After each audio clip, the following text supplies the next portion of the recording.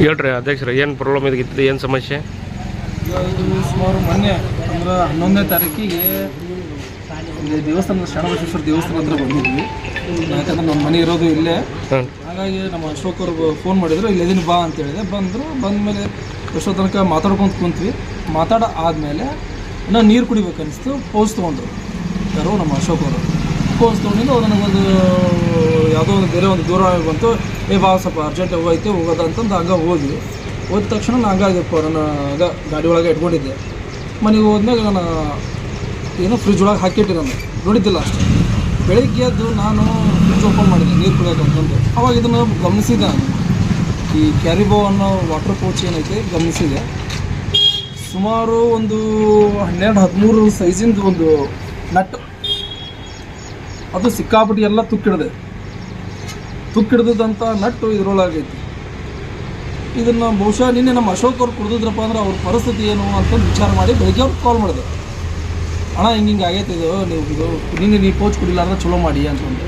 ಯಾಕಂದ್ರೆ ಅದ್ರೊಳಗೆ ಒಂದು ದೊಡ್ಡ ಆಕಾರದ ಒಂದು ನಟ್ಟು ಐತಿ. ನಟ್ಟು ಇದ್ದಿದ್ದಕ್ಕೆ ನೀವು ಕುಡಿಲಾರ್ದ ಚಲೋ ಮಾಡಿ ಅಂತಂದು. ಇಲ್ಲ ನನಗೆ ಯಾಕೋ ಸ್ವಲ್ಪ ಎದೆ ಭಾಳ ತ್ರಾಸಾಗೋದಿದೆ, ಬಾ ಅಂತಂದರು.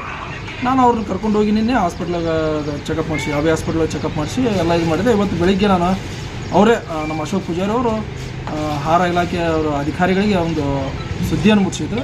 ಸುದ್ದಿ ಮುಟ್ಟಿದ ತಕ್ಷಣ ಅವರು ಕೂಡ ಬಂದರು, ಧಾವಡಿಸಿ ಬಂದರು. ಅವರು ಕೂಡ ಬಂದ ತಕ್ಷಣ ಇದು ಏನೈತೆ ಪ್ರೊಸೀಜರ್ ಅದೆಲ್ಲ ಕೂಡ ಮಾಡ್ತಾ ಇದ್ದಾರೆ. ನನ್ನ ಉದ್ದೇಶ ಏನೂ ಇಲ್ಲ. ಈ ಹಿಂದೆ ಈ ಕ್ಯಾರಿಬೋ ಅನ್ನೋದು ಒಂದು ಕಂಪ್ನಿ ಏನಿದೆ, ಸಾಕಷ್ಟು ಬಾಟಲ್ಗಳಲ್ಲಿ ಮತ್ತು ನೀರಿನ ಪೌಚ್ಗಳಲ್ಲಿ ಏನದು ಹಲ್ಲಿ ಆಗಿರ್ಬೋದು. ಈ ಬಿಜಾಪುರದಲ್ಲೇ ಒಂದು ಏನೋ ಸಮಸ್ಯೆ ಆಗಿತ್ತು ಅಂತ ನಾನು ಕೇಳ್ಪಟ್ಟಿದ್ದೆ, ಏನೋ ಹಲ್ಲಿ ಬಂದಿತ್ತು ಅಂತಂದು. ಆಮೇಲೆ ಇನ್ನೊಂದು ಯಾವುದೋ ಒಂದು ಬಾಟ್ಲ್ ಒಳಗೆ ಯಾವುದೋ ಕಪ್ಪಿ ಜಿಡ್ರು ಅದು ಕೂಡ ಬಂದಿತ್ತು.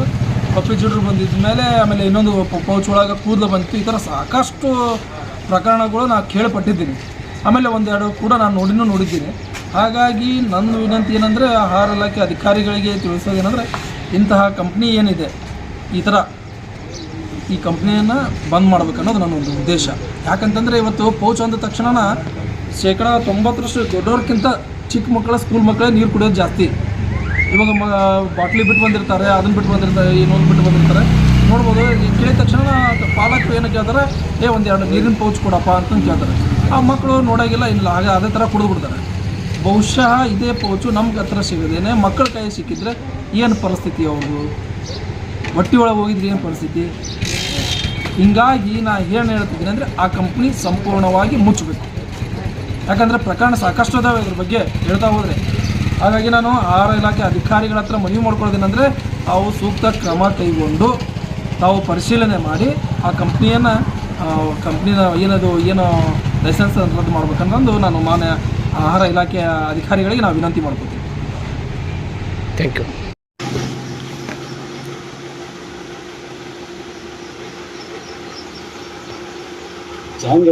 ನೀರಲ್ಲ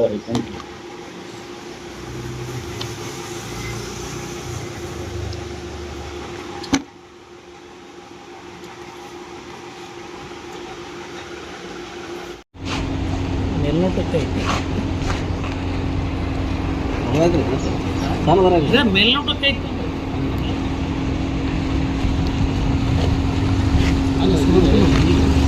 ಯಾವಾಗ ತೊಗೊಂಡ್ರಿ ಇದು ಪೌಚ್ ಸರ್? ಇದು 11ನೇ ತಾರೀಕಿಗೆ ತೊಗೊಂಡಿದ್ದೆ.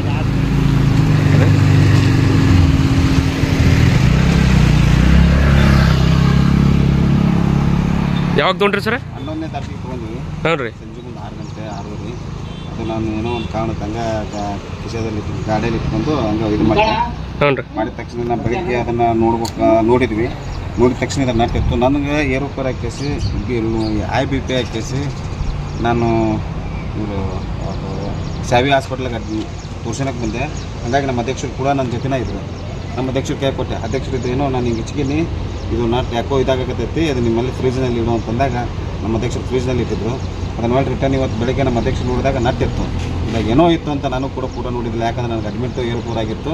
ಹಾಗಾಗಿ ನಾನು ಇದು ನೋಡಿದಾಗ ನಮ್ಮ ಅಧ್ಯಕ್ಷರು ಇವತ್ತು ಮುಂಜಾನೆ ನೋಡಿದಾಗ ನಾನು ಒಳ್ಳೆ ರಿಟರ್ನ್ ಇವತ್ತು ನನ್ನ ಫೋನ್ ಹಚ್ಚಿಲ್ಲ, ನೀವು ಕುಡಿದ್ರೆ ಭಾಳ ಸಮಸ್ಯೆ ಆಕಿತ್ತು ನೋಡಿ ಅಂದಾಗ, ಯಾಕೆ ಅಂತ ಕೇಳಿದಾಗ ನಟ್ಟಿತ್ತು ಅಂತ ಹೇಳಿದ್ರು. ಎಲ್ಲಿ ತೊಗೊಂಡ್ರಿ ಪೌಚ್? ಅದು ಇಲ್ಲಿ ಶರಣಬಸವೇಶ್ವರ ಗುಡಿ ಹತ್ರ ಇಲ್ಲಿ ಗಾರ್ಡನ್ ಐತೆ ಮುಂದೆ ಹಿಂದ್ಗಡೆ. ಯಾವ್ದ್ರ ಪೌಚ್ ಹೆಸರು ಏನ್ರ ಅದು? ಇದು ಕ್ಯಾರಿಬೋ. ಈಗ ನೀವು ಮೇಲಾಧಿಕಾರಿಗೆ ಏನಾರು ತಿಳಿಸಿರೇನು ಸರ್? ಮೇಲಾಧಿಕಾರಿಗೆ ತಿಳಿಸಿವ್ರಿ. ಹ್ಞೂ ರೀ. ಅವರು ಆಯ್ತು ಬರ್ತೀನಿ ಅಂತಂದ್ರೆ ಬಂದಾರ, ಅವರು ಕೂಡ ಬಂದಾರ. ಹ್ಞೂ ರೀ. ಸಂದೀಪ್ ಅಂತೇಳಿ ಫುಡ್ ಆಫೀಸರಿಗೆ ಮಾಹಿತಿ ತಿಳಿಸಿರಿ. ಬಂದಾರ, ಅವರು ಕೂಡ ಬಂದಾರ. ಹ್ಞೂ ರೀ. ಅವ್ರಿಗೆ ಮತ್ತು ಅವ್ರ ಕೈ ಕೊಟ್ಟು ಅದನ್ನು ಕೊಡ್ತೀವಿ. ಈಗ ಅವರು ಮುಂದಿನ ಪ್ರೊಸೀಜರ್ ಅವ್ರು ಮಾಡಂತ ಹೇಳ್ತೀವಿ. ಅವರು ಕೂಡ ಇಲ್ಲಿದ್ದಾರೆ. ಈಗ ಅವರು ಕಾನೂನು ಕ್ರಮ ತಗೊಳ್ಳಿಲ್ಲ ಅಂದ್ರೆ ನಿಮ್ಮದು ಮುಂದಿನ ಹೋರಾಟ ಏನು? ಹೋರಾಟ ಉಗ್ರವಾದ ಹೋರಾಟ, ನಮ್ಮ ಕರ್ನಾಟಕ ರಕ್ಷಣಾ ವೇದಿಕೆಯಿಂದ ಉಗ್ರವಾದ ಹೋರಾಟ ನಮ್ಮ ಅಧ್ಯಕ್ಷರು ತಿಳಿಸಿ ಮತ್ತು ನಮ್ಮ ನದಾಫ್ ವಕೀಲರದಾರ, ಅವರು ಜಿಲ್ಲಾ ಉಪಾಧ್ಯಕ್ಷರಿದ್ದಾರೆ, ಅವ್ರಿಗೂ ಕೂಡ ಈ ಗಮನ ತಿಳಿಸ್ತೀವಿ. ತಿಳಿಸಿ ಅವ್ರಿಗೂ ಕೂಡ ನಾವು ಮಾತಾಡ್ತೀವಿ. Okay sir, thank you. ನಮ್ಮ ಅಧ್ಯಕ್ಷರು ಇಲ್ಲಿ ಒಂದು ಕೂಡ ಮಂತೇಶ್ವರ್ ಮಾತಾಡ್ತಾರೆ. ಹೆಚ್ಚಿಗೆ ಅವ್ರಿಗೆ ಕೊಡ್ತೀನಿ ಕೇಳಾತೀನಿ ಸರ್. ನಾನು